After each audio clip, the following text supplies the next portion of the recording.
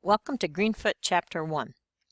When you guys work within each chapter of Greenfoot, we are going to give you some files to work with, and I'm also going to give you an overview of each chapter before you start.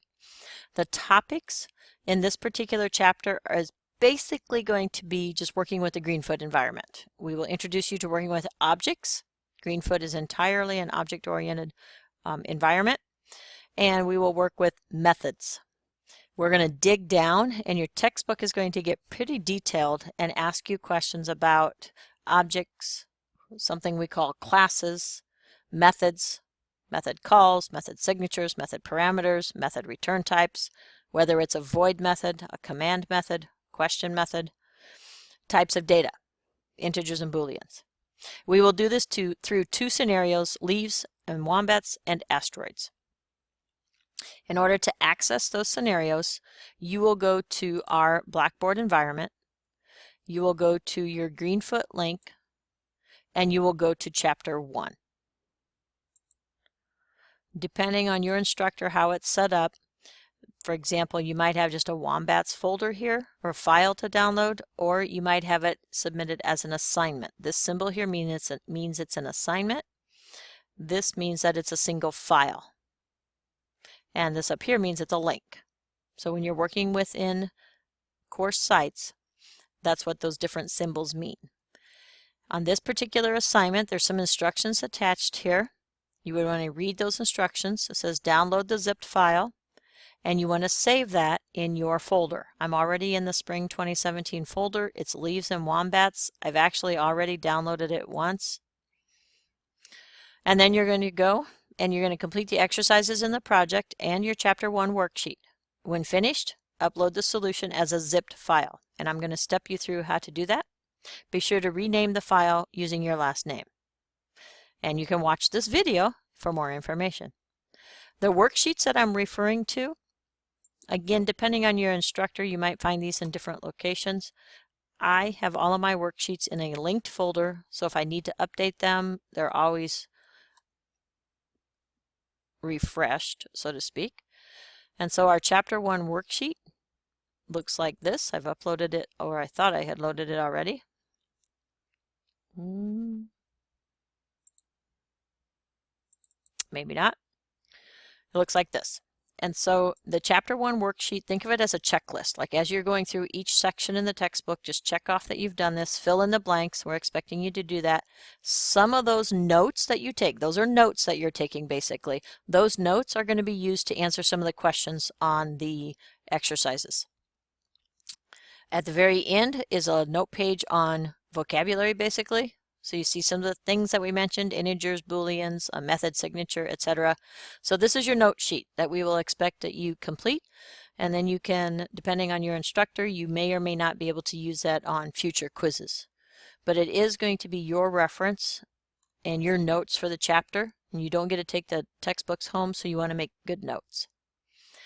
Going back to our environment where we downloaded that file, I downloaded it. It will not work as a zipped file. You need to right-click and extract all, and then click on extract. If you're on a Mac, you don't have to extract them. It does it automatically. And then you will double-click inside here, and to start the project, you will double-click on this Greenfoot symbol here. I've already started the project, so I'm just going to open it, and I put a few things into the world. These are objects. I put some wombats into the world. I can right-click and add a new wombat. That's adding an object. So when we say something's an object-oriented language, we're talking about the fact that we're working with things. We're working with objects. So I have these objects, leaves and wombats, in my world. I can act or move the wombats one at a time. I can get them to move all at once. And I can access information about the wombats by going to the Inspect button. I can also access methods. How many leaves? Get the number of leaves eaten. That's a question method because it returns an answer. I asked a question. How many leaves? That one says none. If I try a different wombat, get leaves eaten, that wombat ate 2 leaves. So that's an example of a question method. An action method would be one that performs an action. That would be a move. So you have question methods and you have action methods. I'm trying to remember if I actually called it action methods, but that's the idea. Okay? Command. They're called command methods.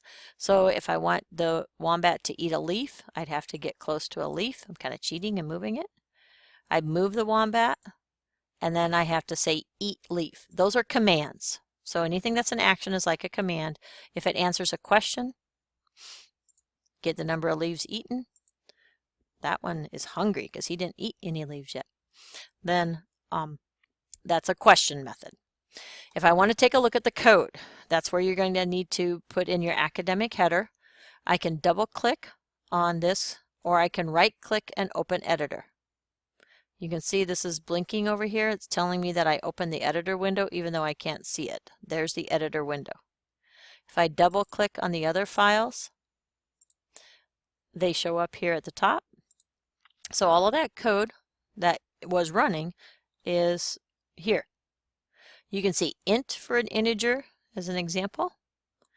You can see a method that returns nothing, which means void. If I go to wombat, I have a Boolean, which is a true or a false value. And these are all things that your textbook will again talk you through.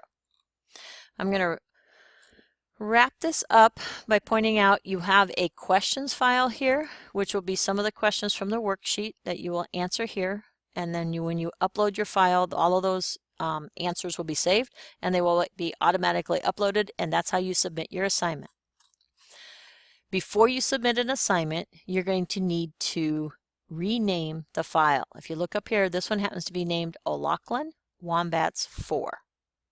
If I go back to my scenario screen, this is my scenario screen. To do that, you need to go Scenario, Save As.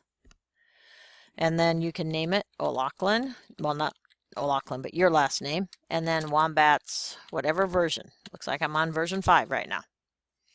And so you're going to save that file. It will close it, and then it'll reopen it.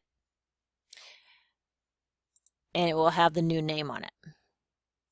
Before you can actually upload it though, what you need to do, and I created a new folder called assignments, so I save everything in the same folder. You are going to need to right click and send to compressed zipped folder.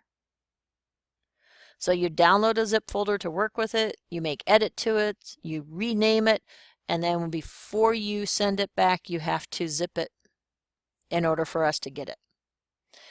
When you're back on course sites, you will click on the assignment link that was in chapter 1, and you will then upload that file. So for example here, if I click on the assignment, it's going to open a window and it's going to say find the file. So you browse your computer, go to assignments. I'm going to upload Wombats 5. That was my best one, and then submit. And it will submit a file. Mine is showing an error message because I'm the instructor, so it won't actually let me submit an assignment. But yours should come through with file has saved. And that is it. That's an overview of chapter 1. It shows you where all your files are. And it showed you a little bit of how to access the scenarios and work with the environment. We showed you where to put your academic header in the code. Showed you how to do a save as and worked with zipped files. So you go ahead and continue now by reading chapter 1 and using your worksheet to complete chapter 1, and enjoy.